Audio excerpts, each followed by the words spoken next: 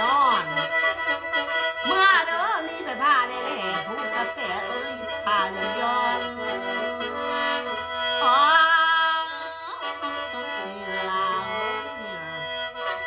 เมื่อเด้อเมื่อแล้วบีเป็นบัน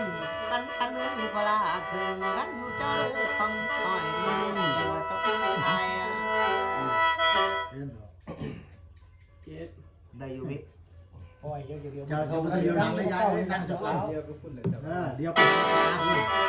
จะเผาเรียวไปคือมาจับไปทอดมันเรียวมาข้าทุกเขียนเลยเด้อ